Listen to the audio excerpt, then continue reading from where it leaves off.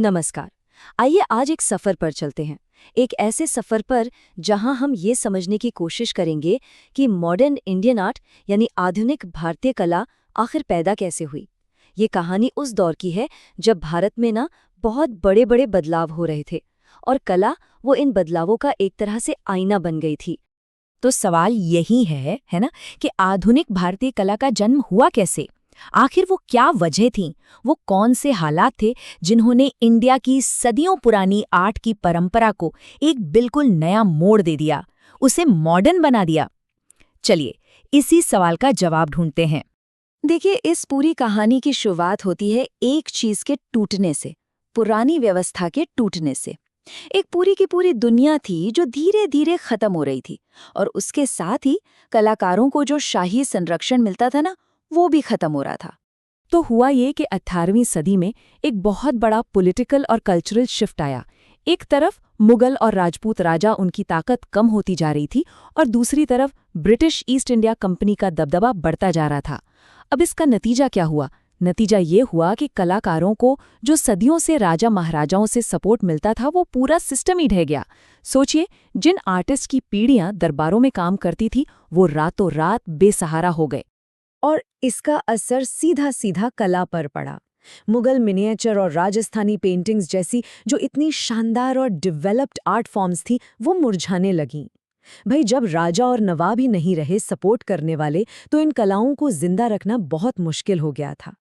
अब ये जो खालीपन आया था ना, उससे भरने के लिए एक नई पावर आई, अंग्रेज। और वो अपने साथ सिर्फ हुकूमत नहीं लाए थे, वो अपने साथ लाए थे कला को देखने का एक बिल्कुल अलग नजरिया, एक नया टेस्ट। तो देखिए, उस दौर में Tilly cattle, William Hodges, Daniel brothers जैसे कई यूरोपियन आर्टिस्ट भारत आए, और वो अपने साथ लाए यूरोपियन टेक्निक्स जैसे ऑयल पेंटिंग और एकेडमिक रियलिज्म। मतलब चीज़ों को हूबहू वैसा ही बनाना जैसा वो दिखती हैं।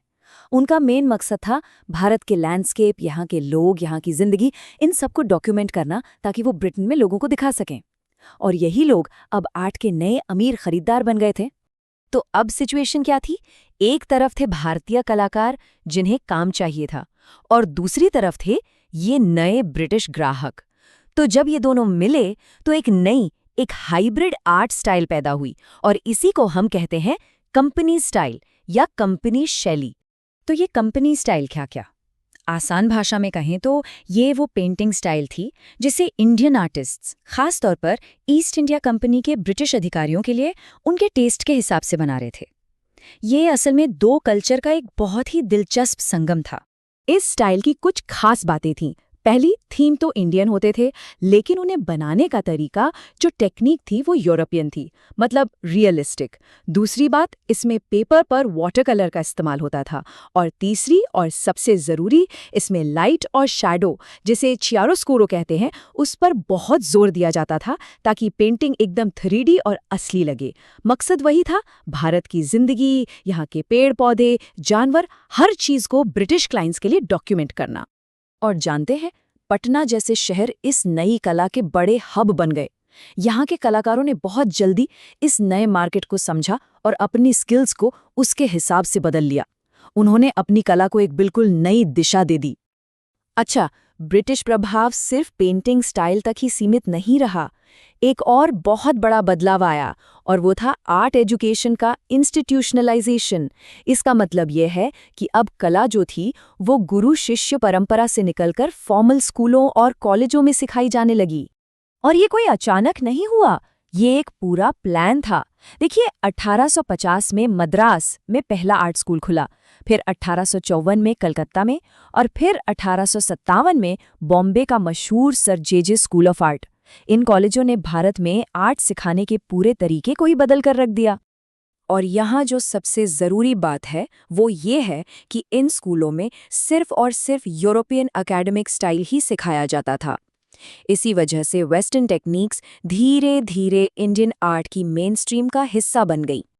और इसी माहौल में, इसी उथल-पुथल के बीच एक ऐसा कलाकार सामने आता है जिसने इन दो अलग-अलग दुनियाओं को, मतलब भारतीय परंपरा और पश्चिमी तकनीक को, इतने शानदार तरीके से मिलाया कि इतिहास बन गया। और वो थे राजा रवि वर्मा।